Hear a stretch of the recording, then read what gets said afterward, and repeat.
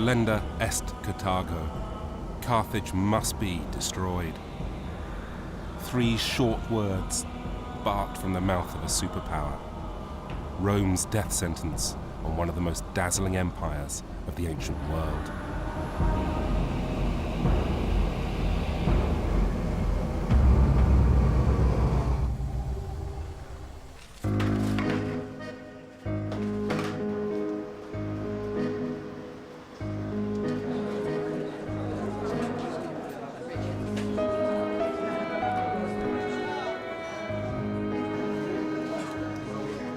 It was a fine spring morning when Armageddon began. The city of Carthage, in what is now Tunisia, had been under fire for 3 years when the Roman army broke through the gates of the city. From that moment on, innocent people had just weeks to live. Death had come to Carthage, and no one would be spared. The orders were precise: leave not one building standing, not one person alive. What followed was a holocaust.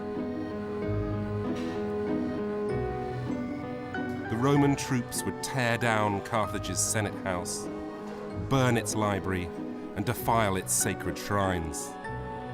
A year's vicious toil would reduce the city to dust. In annihilating Carthage, 150 years before Christ, the Romans made a whole civilization disappear.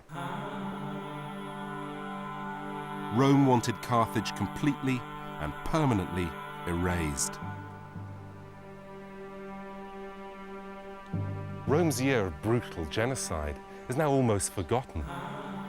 Today, Carthage is a place of gentle ruins, for sightseeing and contemplation. But in 146 BC, this place witnessed the carnage of an entire people, of a civilization who'd lived here for nearly 8 centuries. The countdown to destruction had begun 3 years earlier, when 85,000 troops had sailed from Rome to Carthage on the coast of North Africa. They'd strangled the city with a siege, making its people almost too weak to fight. The Romans had really tightened the noose on Carthage. They'd blocked off the harbours, thereby starving the people of precious food supplies. And even the miller who lived in this house, they found his grindstone, would have had very little to do in the last few months of the city's existence. But I tell you who was busy, and that was the undertakers, who had gone from door to door collecting the dead. Starvation and disease would have finished off the very old, the very young, and the infirm. And in fact, archaeologists in the 19th century found mass graves where the victims of the Roman siege had been unceremoniously dumped.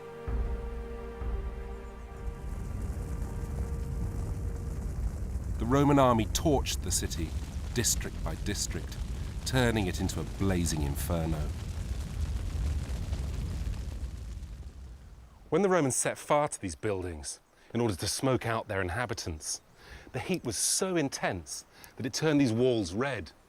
And look at the scorch marks here on these sandstone blocks. This must have been absolute hell on earth. It took 17 days for the flames to die. The Roman soldiers then spent a year tearing the charred structures down to their very foundations. Underneath this platform are palaces, streets, temples and shops. People's houses and their most treasured possessions. The lives of thousands of murdered Carthaginians, now nothing more than dust.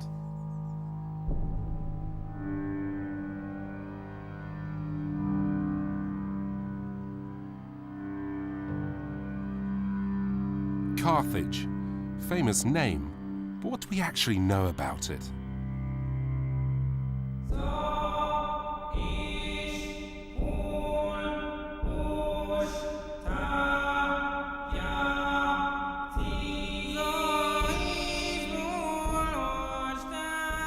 Virtually nothing, which is exactly what the Romans wanted. When they tore down Carthage's superb library, they made it impossible ever again to hear the Carthaginians in their own words.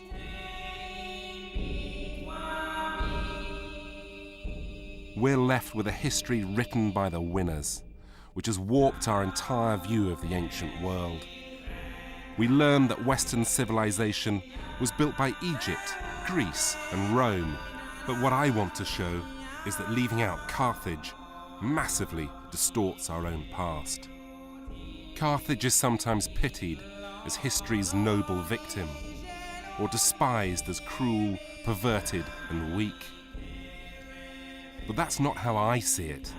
I believe that Carthage was the tutor at whose feet Rome learnt the art of empire, so powerful that it stood in the way of Rome's greatness. Let me tell you a story of how the birth of one superpower demanded the death of another.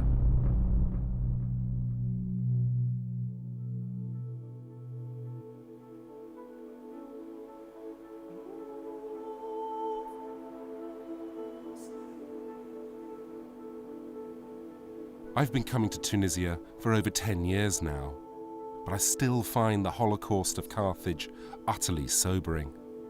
The Romans were lethally efficient, so there's almost nothing left of ancient Carthage now. But if you look hard, you can still see its ghosts. In the sprawling suburbs of modern-day Tunis, which show the sheer size of the old city foundations that lie directly below and cover 20 square miles. In today's white houses, just like the 6-story buildings of the ancient city, apart from their domes. In the faces of living people, many Tunisians today may carry the genes of the Carthaginians, mixed descendants of Middle Easterners and the Berbers of North Africa.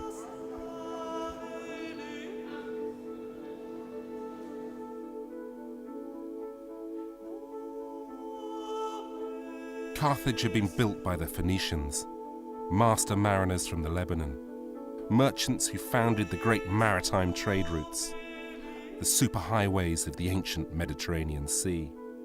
And for an encore, they gave the classical world its first alphabet.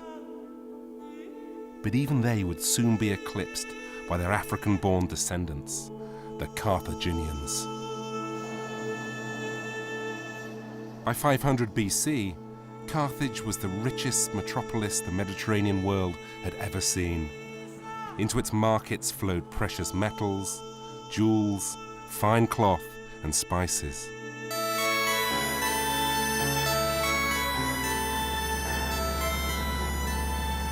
The crews of visiting merchant ships would have gawped with amazement at the shimmering white walls of the mighty harbours, the tiers of houses, palaces, and temples that led up to that great citadel gleaming in the morning sun. But more than their glorious metropolis, the Carthaginians' most lasting achievement was to invent the Western Mediterranean.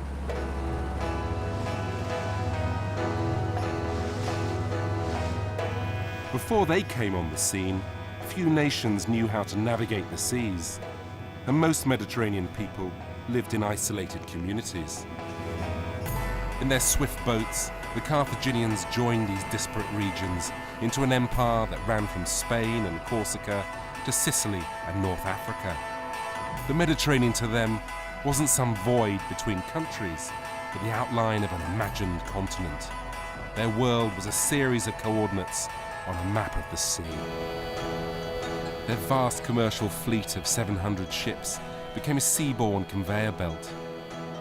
And as they sauntered around the Mediterranean basin, they settled towns on their trade route from Cagliari to Cadiz.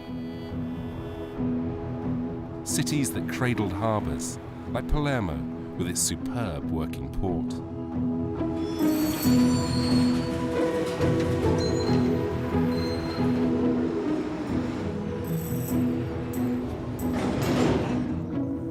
Carthage's empire combined land and sea in a single ecosystem. All over the lands they colonized, it was Carthaginian green fingers that turned a wilderness into fertile farmland. An army of potters spun amphorae out of clay to transport these riches round the sea. These containers were filled to the brim with olives and olive oil, grapes, wine, and grain, the staples of Mediterranean life even today.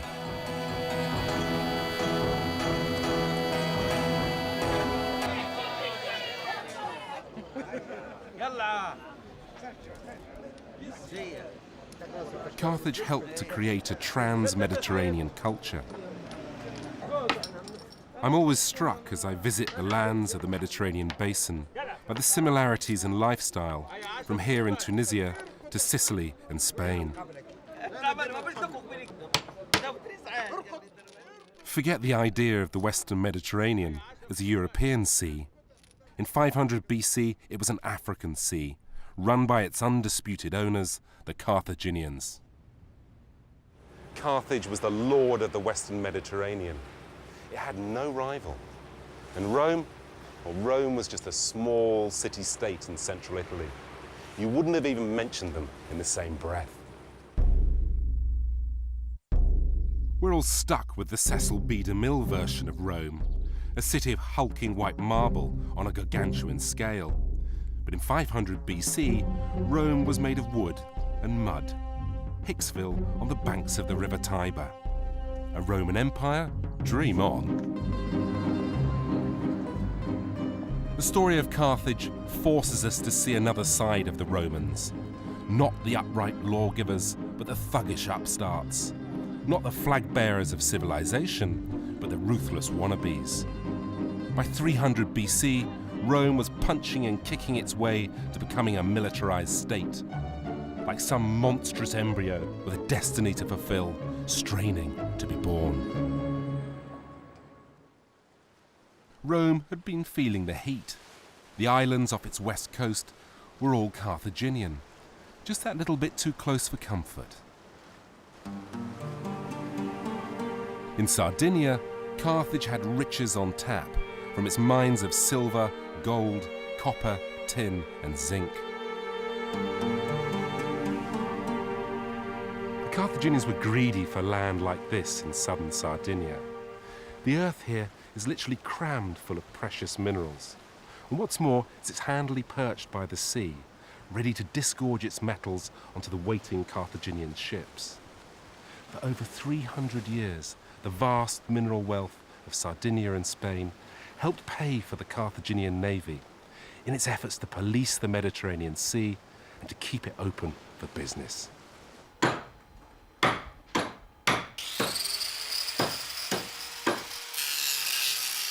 Control of the sea was what counted. As rivals developed naval fleets, the Carthaginians stayed way ahead of the game.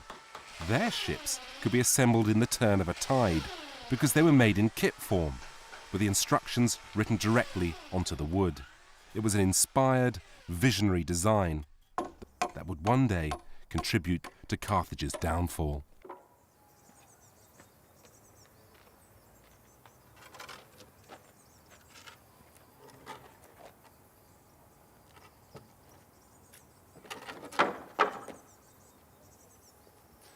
Point is that anybody, well, almost anybody, with any rudimentary carpentry experience could put this boat together.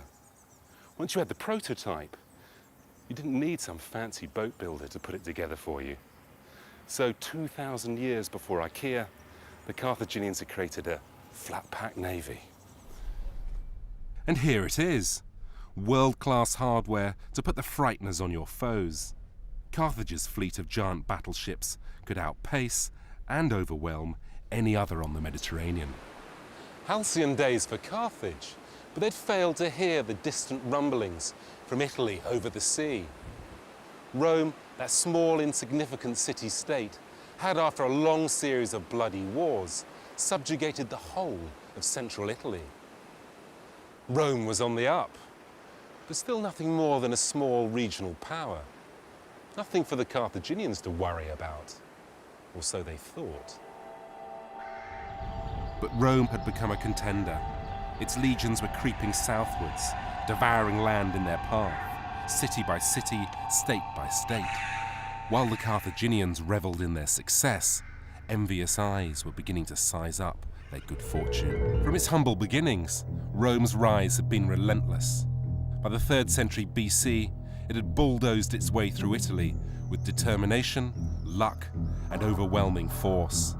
It wasn't long before the snarling supremacists of the land cast around for a new challenge: the sea. Carthage's days of having the Mediterranean to itself were over. By 275 BC, Rome had conquered virtually the whole of Italy, and now she started jealously eyeing up those lucrative southern trade routes which Carthage controlled. But before she could mount a serious challenge, she had to conquer the sea. Carthage's juiciest peach was Sicily, almost halfway between Rome and North Africa, prime position for a violent tug of love. A chilly standoff gave way to Cold War. Carthage promised to stay out of Italy if Rome kept out of Sicily. But I get the feeling the Carthaginians didn't have a clue who they were dealing with here. There was a new elite controlling Rome, a nouveau riche, gorged on money and short on scruples, that was hankering after Sicily's charms.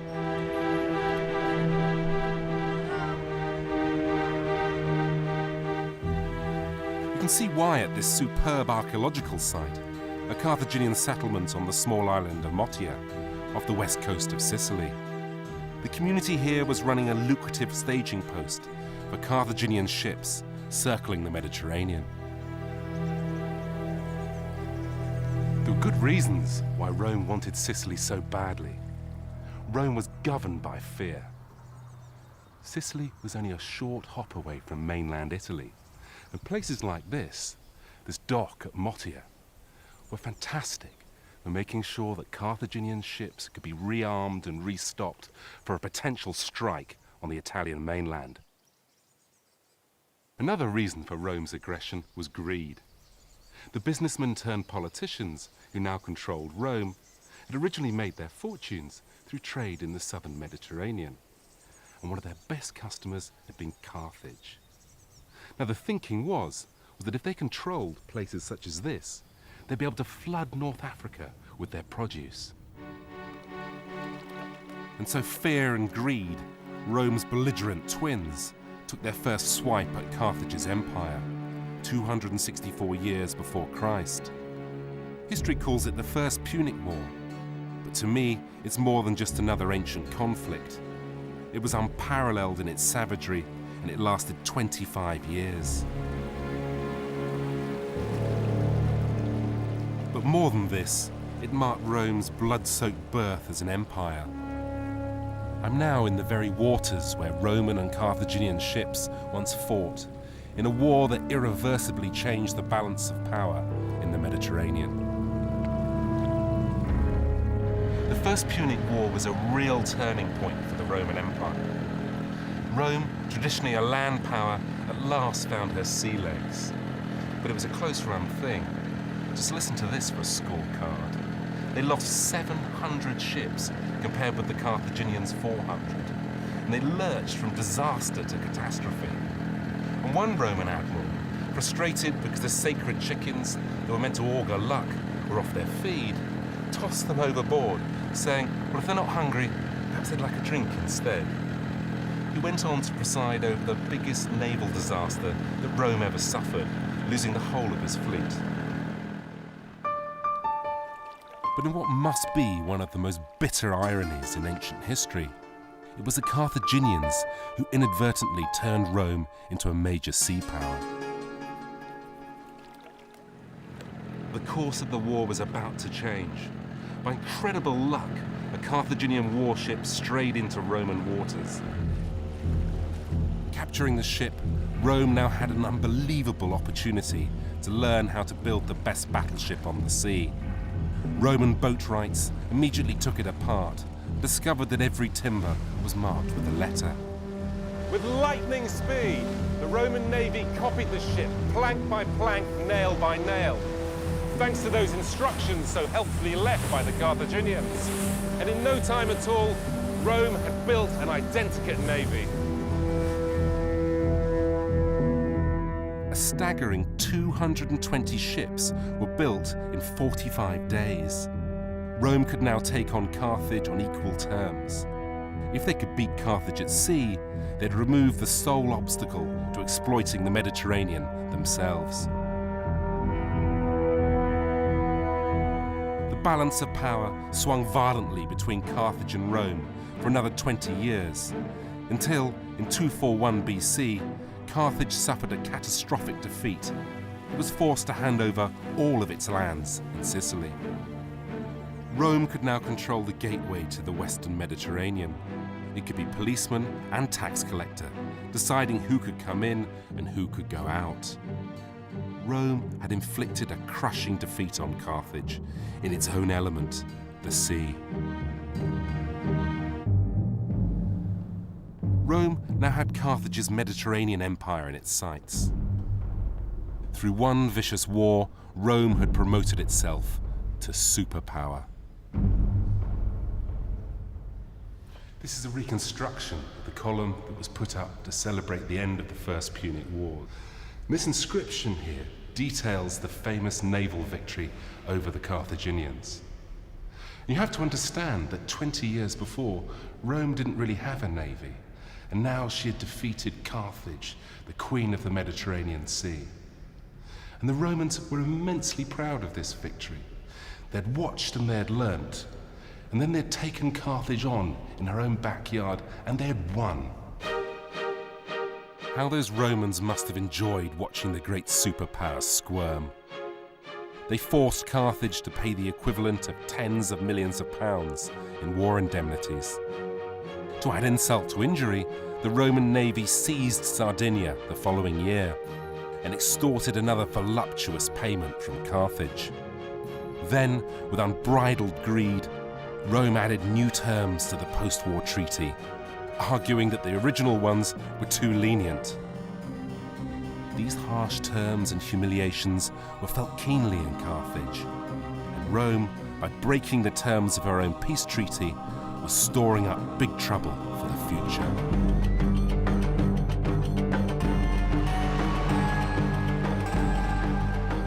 Carthage was a furnace of resentment after its defeat by Rome.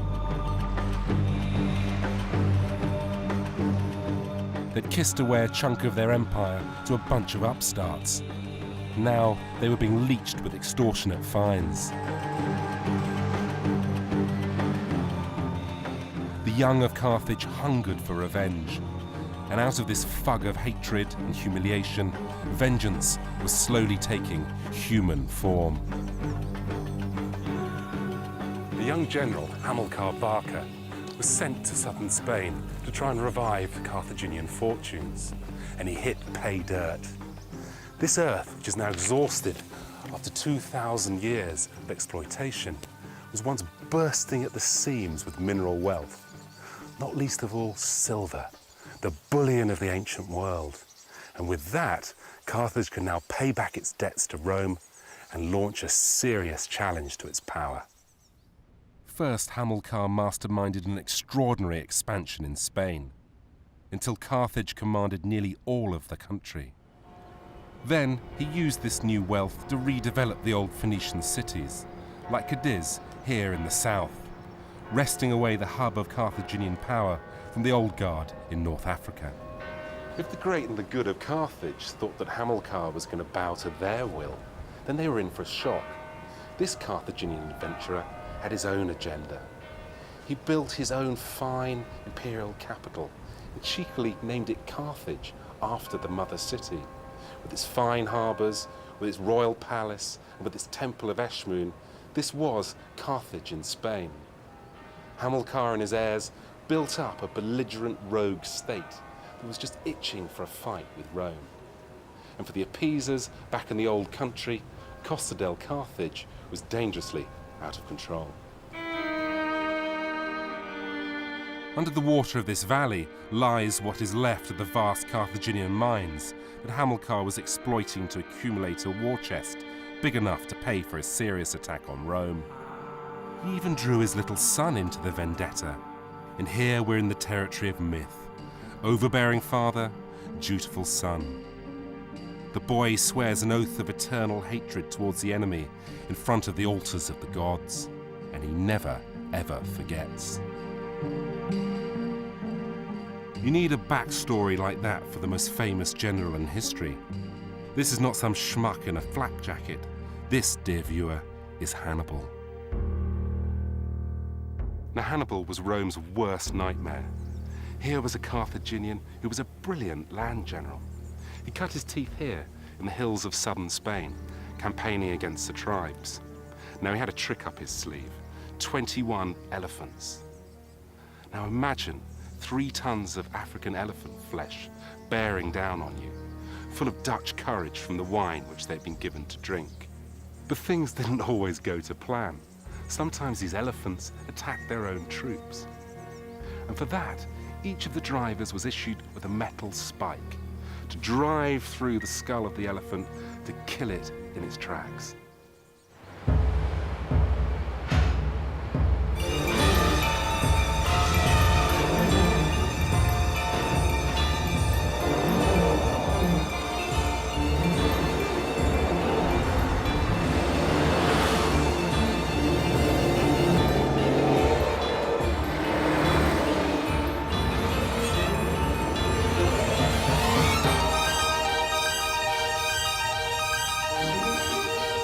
Now, Hannibal just loved doing what his enemies least expected.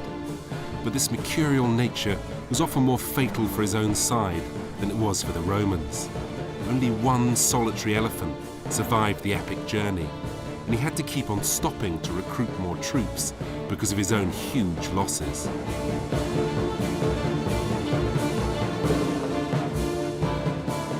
Now, much is made of Hannibal's pathological hatred of Rome, but I think that there were other, more vainglorious reasons for his behavior. It's almost like he needed to attack his enemies, that he was up for the challenge, rather than it being part of some grand military strategy. Hannibal was a chancer, but he was a successful chancer. Spain, Gaul, Italy, final destination, Rome.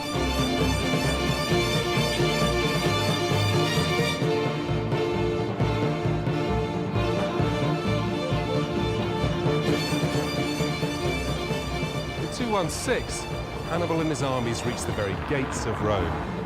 Now, this was a momentous occasion. Carthage was now within a stone's throw of capturing their great enemy. But Hannibal never got the fight he had come for, which would surely have obliterated Rome and changed the course of European history. The Roman generals, appealing to the glory complex that had driven Hannibal from Spain, removed their troops and enticed him away from the city with new battles elsewhere. First, they played a cat-and-mouse game with him through the Italian countryside, and then finally they attacked the city of Carthage itself, forcing Hannibal to leave Italy to defend his African homeland. Rome had been spared, but Hannibal had taken the great capital to within an inch of its life. We should never underestimate what a traumatic event this was for Rome, and it was a trauma for which Carthage would pay dearly.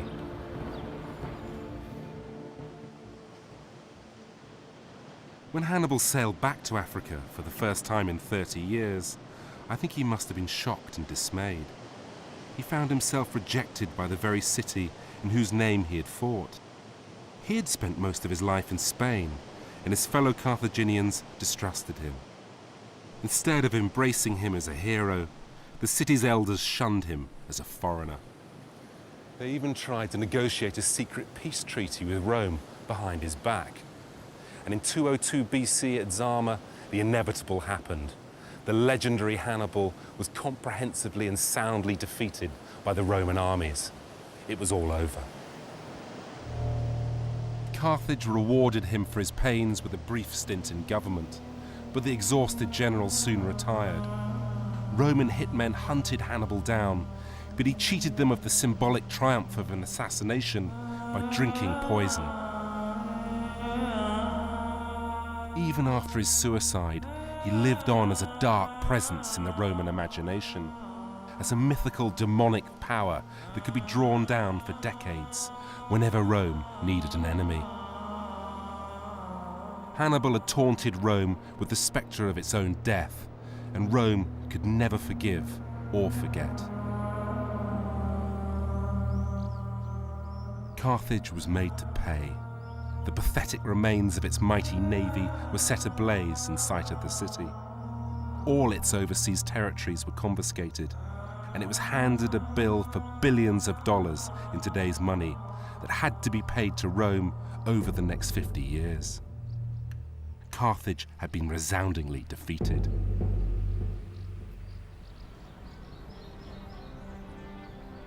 What I find amazing is that this was not the moment that Rome chose to wipe Carthage off the face of the earth, that it would wait for more than 40 years to raze Carthage to the ground, when there was no longer a viable excuse. But revenge for the Romans was a dish best served cold. This is where it all happened, the extraordinary Senate House in Rome. This is where Roman hawks and doves debated how to solve a problem like Carthage. The hawks were led by one of the most controversial figures of the Roman Republic, Cato, an extremist and xenophobe who calibrated his own life according to the exploits of the Carthaginians. He wrote, "I first enlisted in the army at 17, when Hannibal was having his run of luck, setting Italy on fire." Unlike many of his senatorial colleagues who would have sat with him on these benches here, Cato couldn't boast an aristocratic lineage. But ever the self-publicist, he was keen for everyone to know what a modest lifestyle he had, working in the fields with his slaves and eating turnips for tea. Cato claimed that the lack of statues of him anywhere in Rome proved his extreme modesty. Others put it down to his repulsive appearance. Now Cato, this puritanical killjoy, loved to rail against the luxurious living of his senatorial colleagues. He had one senator dismissed for the heinous crime of kissing his wife in public. Now Cato reserved his most venomous hatred for Carthage. This veteran of the Second Punic War was adamant that Rome should have destroyed Carthage when she had the chance. And every one of his speeches ended with the deadly lines, "Delenda est Carthago, Carthage must be destroyed." For the time being, Cato was just a malevolent shadow on the fringes of Roman politics. He had a powerful opponent, the aristocrat Scipio Nasica, who led the anti-war faction. "Carthage is the whetstone of our greatness," Scipio reminded his colleagues. It was the esteemed rival that kept Rome sharp. And Rome, he argued, would fall into greed and complacency if it were to become a sole superpower. So the dove Scipio welcomed a strong Carthage to save Rome from itself.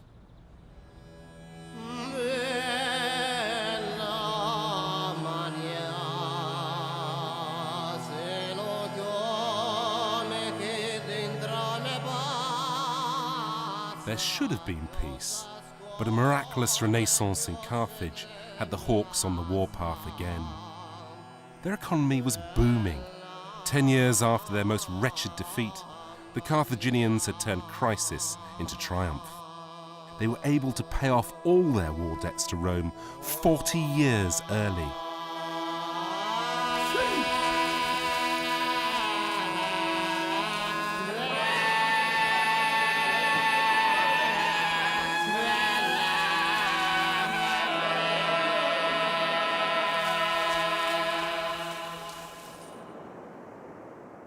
In 153 BC, the 81-year-old Cato visited Carthage as part of a delegation and was appalled to see how wealthy the city had become again. He even suspected that the Carthaginians were breaking the arms limitation treaties made 50 years earlier. This certainly wasn't the desired effect of all those punitive treaties. Imagine the sheer frustration of the man. Carthage simply wouldn't die. And for Cato, this dangerous rival now had to be snuffed out once and for all. Cold-shouldered in the Senate, Cato made a play for the people with a charm offensive to turn your stomach. He pressed the flesh, staged public games, stoked Rome's greed for Carthage's wealth, and manipulated the fear that had been a Roman habit ever since Hannibal had shaken the mighty republic by its neck. And Cato finished off every speech with his malevolent jingle. Delenda Escartago, Carthage must be destroyed. Cato gave the performance of his life here on the rostra of the Senate. As he unfurled his toga, out dropped ripe, juicy figs. "Where do you think I got these from?" he said. "They're from a vibrant and over-prosperous Carthage only 3 days' sail away." The debate was won. Cato had managed to trump the enemy against whom he had been agitating for the whole of his life. From that moment on, Carthage was living on borrowed time. Cato was now just looking for the excuse he needed to justify destroying it. But Carthage had sensed the change in the wind over in Rome. It was not over yet. Now, on this small island in Carthage, there's been a wonderful discovery by the British archaeologist Henry Hurst. This was a secret naval facility for 180 Carthaginian warships. Now, this ramp that you can see here, and many others that would have been all the way round the island, led all the way down to the water's edge. And ships which needed to be rearmed and restocked would have been dragged up into the centre of the island. So when was this marvel of maritime engineering actually built?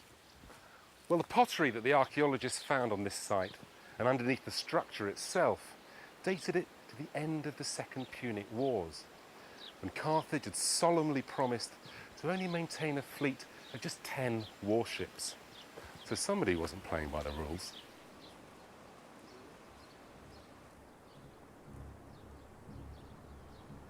There was only this narrow channel, which is now blocked by this modern road, connecting the military harbours over there with the legitimate commercial harbours and the open sea. So they were well hidden from prying Roman eyes. And not only that, but on the island there was a tall tower from where they could keep watch for any visiting Roman weapons inspectors. So bitter old Cato's hunch had been right. Carthage, defiant in defeat, was rearming.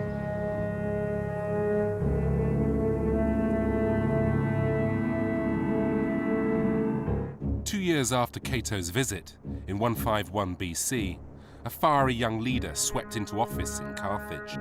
His name was Hasdrubal. Before long, Hasdrubal was fighting to defend Carthage from a neighbouring kingdom's incursions. But in doing this, he rashly broke the terms of the peace treaty with Rome. The Romans now had the excuse they needed to wage war on Carthage. Rome sent a massive army of 85,000 men to within striking distance and laid down an ultimatum that Carthage completely disarm. Hasdrubal complied. Then the Romans made an outrageous new demand that the Carthaginians abandon their capital and stay out of the Mediterranean for all time. Faced with extinction, Carthage had no choice but to stand and fight. Cato's final gesture before he died was to make sure that the man charged with the destruction of Carthage was another member of the Scipio dynasty. Scipio knew exactly what to do. He throttled Carthage with a siege. In revenge, Hasdrubal ordered that the eyes, tongues, and genitals of the Roman prisoners be torn out with iron hooks on the city walls.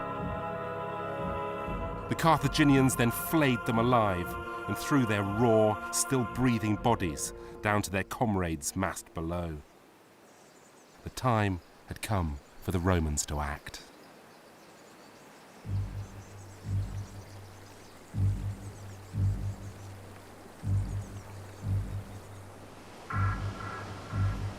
One fine spring day, Scipio's troops at last breached the gates of Carthage's harbour.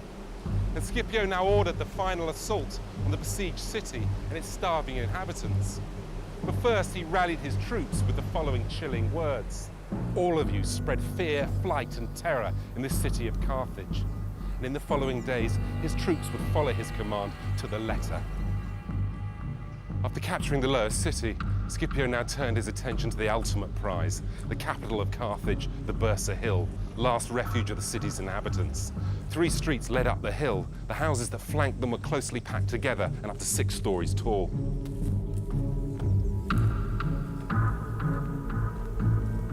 Roman troops advanced, the Carthaginians mounted a desperate defense, hurling missiles down from the roof. But Scipio, an experienced military man, knew how to counter such tactics. He ordered that the houses be set ablaze, but the passageways below be kept free of blazing material. In this way, the killing squads could carry on their work.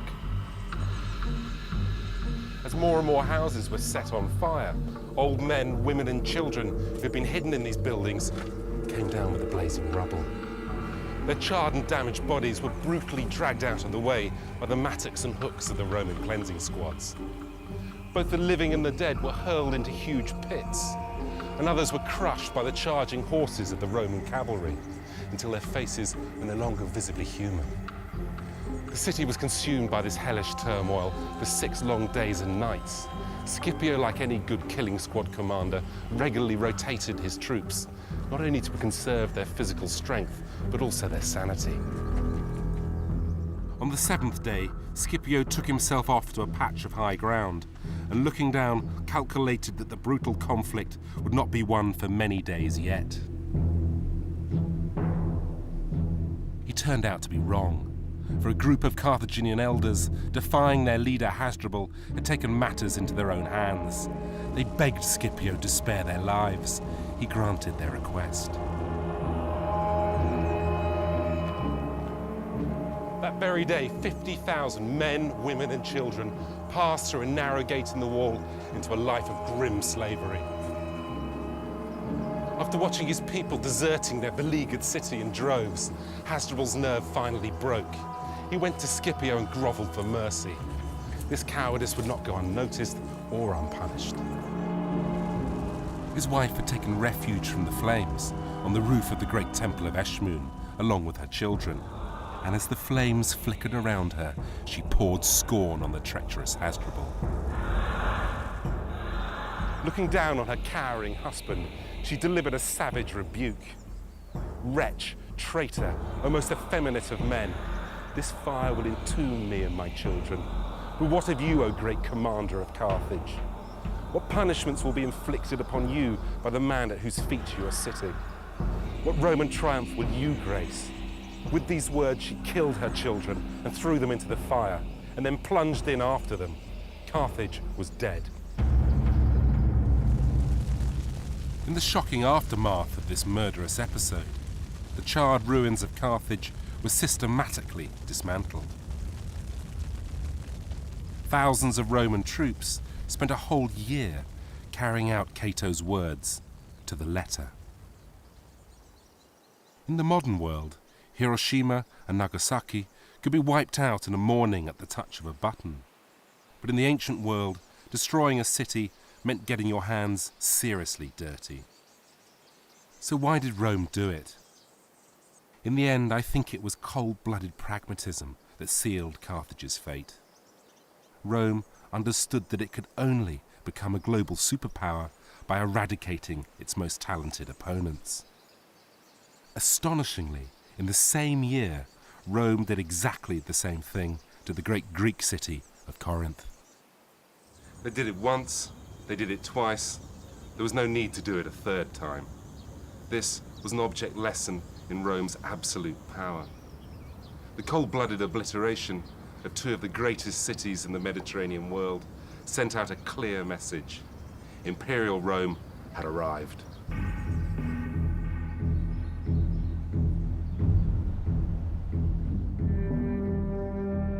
Things would certainly never be the same for the Mediterranean world again. Everything would now be run according to a grand imperial plan, and the Mediterranean would become Rome's supermarket.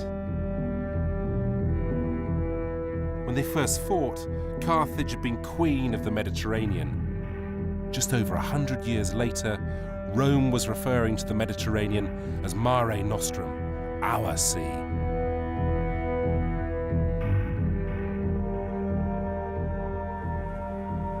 This is what it was all about. This Roman shipwreck, which is now in the museum in Cadiz, gives us a wonderful snapshot of the riches now available to Rome after the defeat of Carthage. This ship groaned under the weight of the natural produce of the Mediterranean basin. We have ingots from the lead mines of Spain, And these amphora would have been filled to the brim with wine, olives, oil, and wheat. These were the real spoils of the Punic Wars.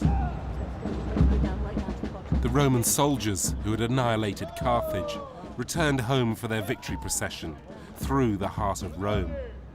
In the same spot where Italians parade today, they had a shock in store.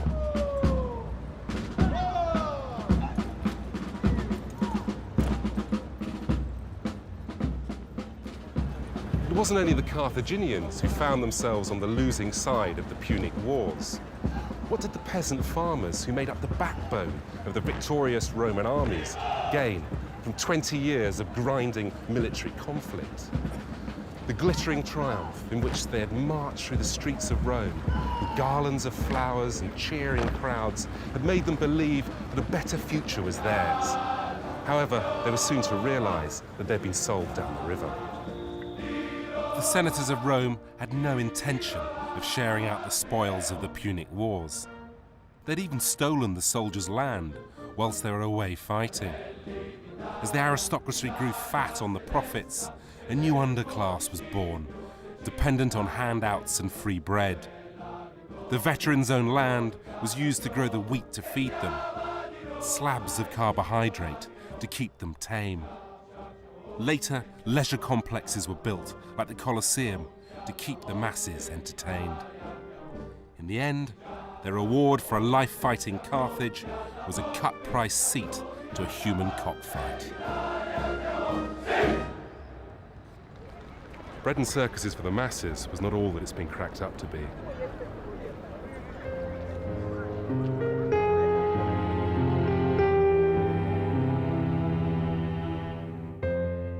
For 150 years, the history of these two rival empires, Rome and Carthage, was conjoined, for richer and for poorer, in cold war and in hot. For Rome, war with Carthage had been a blood-soaked tutelage. Rome was pushed to the limits by Carthage, as friction became war, and war Armageddon. Without Carthage, Rome would never have sharpened itself into a superpower.